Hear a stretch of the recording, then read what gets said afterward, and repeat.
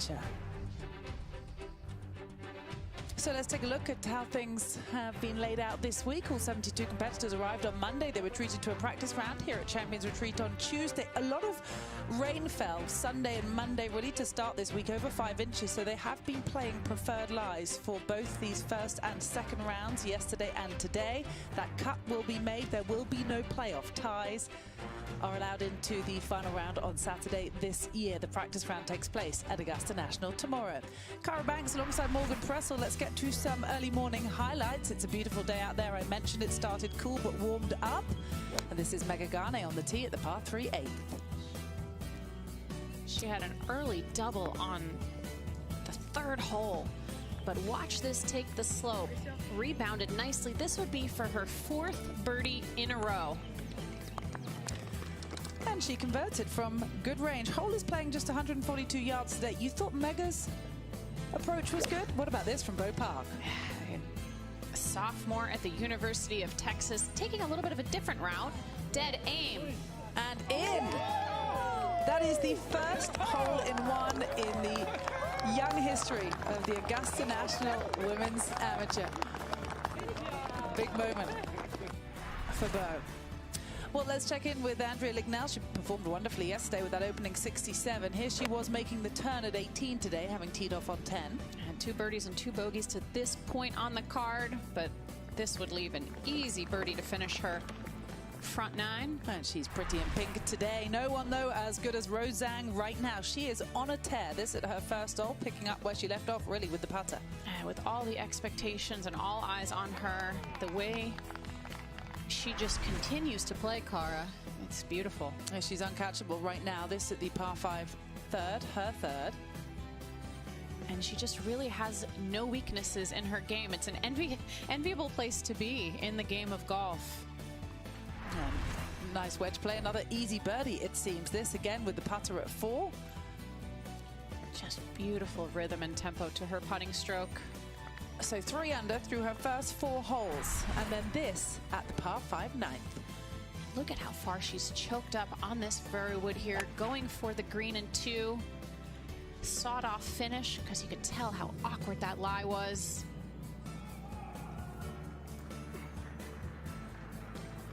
Just so impressive. And from there, you have to remind yourself that she did hole a 50-footer at the 14th hole yesterday, so she's drained them from distance already this week. I mean, the hole just must look like the size of a trash can to her. It's amazing. Unbelievable. So the Eagle 3 has moved her up to 11 under par. With that in mind, let's take a look at how things stand here in this second round of the Augusta National Women's Amateur. A 4-stroke lead currently separates Zhang and Lignell, who is 2 under on her day and putting in a good performance in her first ever appearance here. Jenny Bay, we mentioned, from Georgia, playing in what could feel like a big home event for her.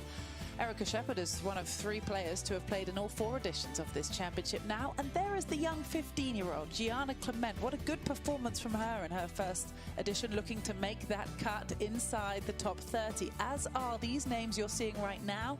Jana Wilson had the opportunity of hitting the opening tee shot yesterday. She's the only one in the field who can say she's won twice at Augusta National, because she's a 2-time drive, chip and putt national champion. Difficult day for Jensen Castle. I mentioned that potential injury. She is dealing with a rib issue that she struggled with at the US Women's Amateur a couple of years ago as well. So right now, the cut stands 3 over par, and a group of players are collected there at 30 that previously would have had to play off in this position, not this year. All the top 30 plus ties will get that tee time at Augusta National on Saturday. You've heard from myself, Cara Banks, and Morgan Pressel. Paige McKenzie will be covering holes, and Steve Bukowski on the interviews. So let's get out to the golf course, and this was just a moment ago on 9. And this is Jenny Bay. This, as she's making University of Georgia. You can see ball way above her feet there. It's something that they're definitely going to have to deal with come Saturday. I don't think there's a flat lie around the entire property, maybe other than the practice area at Augusta National. And now we will move ahead, and this is Jenny Bay with that now eagle putt.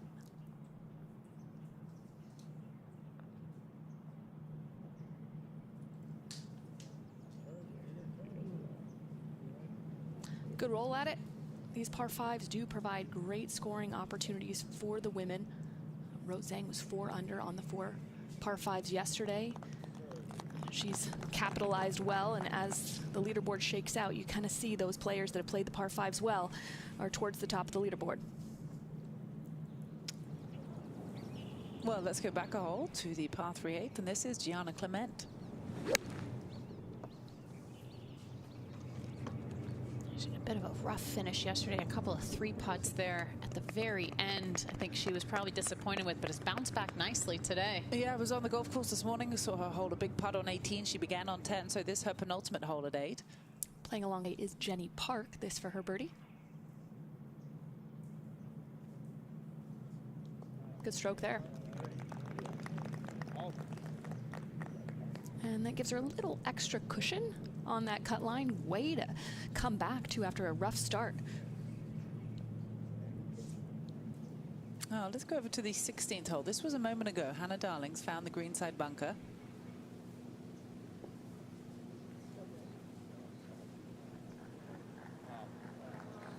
And it looks good.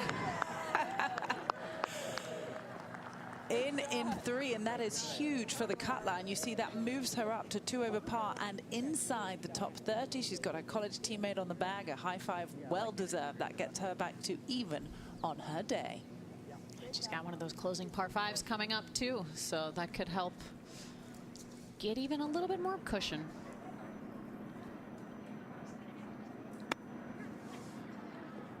Let's take our first look at 18 today. This is Monet Chun making the turn. Yeah, nice wedge play. What you mentioned is a gettable par 5. So here's Gianna for that birdie on 8. Yep. Nicely done. What an impressive performance, Morgan, for anyone making their first appearance in this championship. It can be overwhelming, let alone at the age of 15. Especially after a rough start today. You know what? She's a very confident young player and believes that she belongs in this position. 218, and this is Ueda making the turn. 11 over par, so she's well out of things right now, but still enjoying the opportunity of playing at what is an incredible venue in itself here at Champions Retreat Golf Club. Well, she'll finish up, and we'll go back to 8 with Caitlin Schroeder.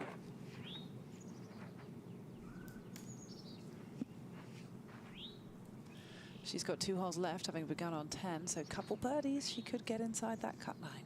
And 8 is playing as the 14th most difficult hole, so I guess we could say the 5th easiest hole on the golf course, and then 9 is playing as the easiest. So she does have a chance, but I think at least needs to make 2 birdies or potentially 1 eagle on 9, as we've already seen Rose make eagle today. And you see that whole location on 8 today. You mentioned it a moment ago, just 8 paces on from really quite a severe penalty area at the front of this green. And where those 2 balls have landed is the upper tier, so they will be putting down a slope to today's pin.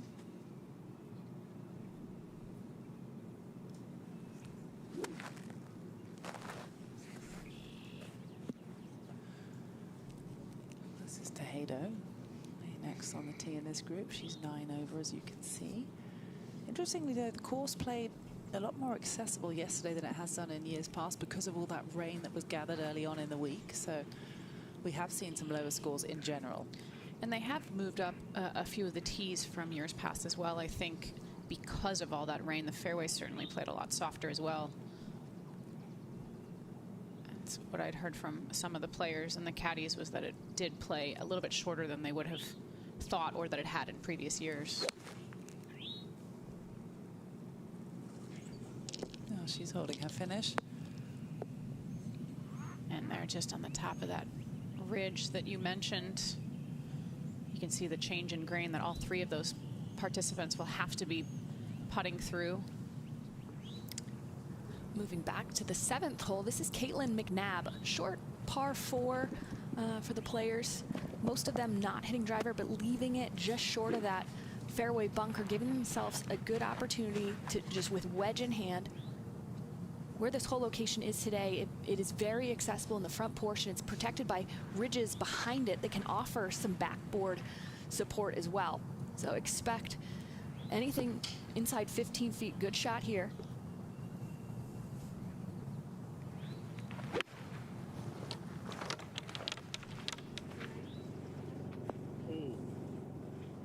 Yeah, well done.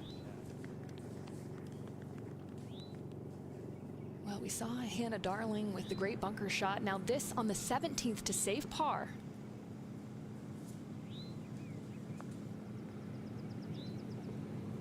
So unable. So that'll move her back to 3 over par, which is currently a tied for 30th, which would advance her, but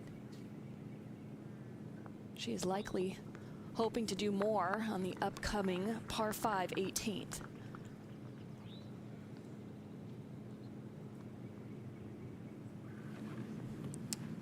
Now this is Nico Ito on the 9th. This her third shot. She began on hole number 1, so she has still the second 9 yet to go. So she's got time to make a move.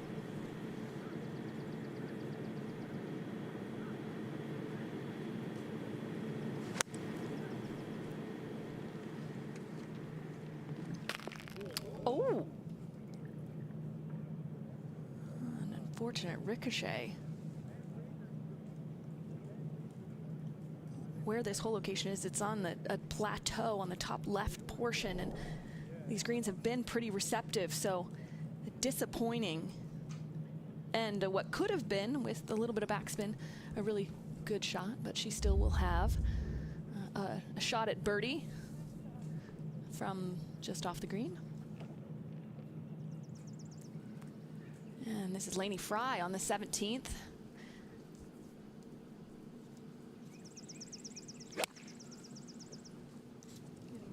Par 3 plays quite a bit downhill, provided good birdie opportunities yesterday. Hole location in a different spot today.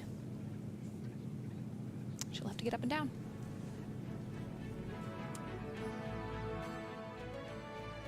Both ends of it today. The 36-hole cut will determine the top 30 players and ties to progress to the final round at Augusta National. 5 under par on her day. Rose Zhang currently leads by 4 and 11 under for the championship. As we say hello and welcome you to Champions Retreat Golf Club, Cara Banks, Morgan Press. It's been nice being here for these couple of days and indeed the early part of this week that saw these women prepare for this wonderful championship. Rose Zhang was always one of the big storylines. She's entered for the third straight year, in fact, as the #1 ranked amateur. No surprise, perhaps, to see her in this position. Do you expect her to keep her foot on the gas and extend this lead, perhaps, as the championship goes on? Yeah, I think it's been so impressive to watch Rose so far this week, playing with all the expectations in the world on her. And when I talked to her coach, George Pennell, he said what she has been trying to do is to play without expectations. Expectations really are only a recipe for disaster, and she is proving that out there. She has been able to block everything else out when she's been on the golf course and continue to just play her game. She makes the game of golf look so easy, and that's really hard to do because it's a hard game, as we know. But it's a joy to watch her and to do her thing in this biggest moment maybe of her young career so far. It's been very impressive. The other thing that we mustn't overlook is this is her 4th appearance, and she is the only one of just the 3 women to have now played in all 4 editions of the Augusta National Women's Amateur to have made the cut. And she spoke at length about how much experience she's gained and how that's really helped her this week, knowing her way around this golf course, because it's no easy task here at Champions Retreat either. That's one end of the board. The other end we're going to be keeping a close eye on today, of course, because you need to be inside that top 30. Some relief perhaps this year that there is not that playoff that all the ties will make their way into, but nevertheless, you tell me not to look at the cut line, but if you're a Hannah Darling right now who's just had that nice birdie at 16, had that difficulty on 17 and knows she's lingering right around that number, how mentally do you process what is at stake really in the next couple holes? I'd say it's in every player's mind. Every player wants to play on Saturday at Augusta National, and I'd say even maybe more so with Rose being so far ahead. A lot of those players maybe don't feel like within a day and a half they have the opportunity to catch Rose. So their #1 focus is the cut. It looks like, I would guess, it'll be right at about that 3 over number, and I think most of the players knew that coming into today. But I think what we've seen is this golf course 8 and 9 and 17 and 18 are very birdieable holes, even a hole in one, which we saw from Beau Park. So I think it'll be really interesting to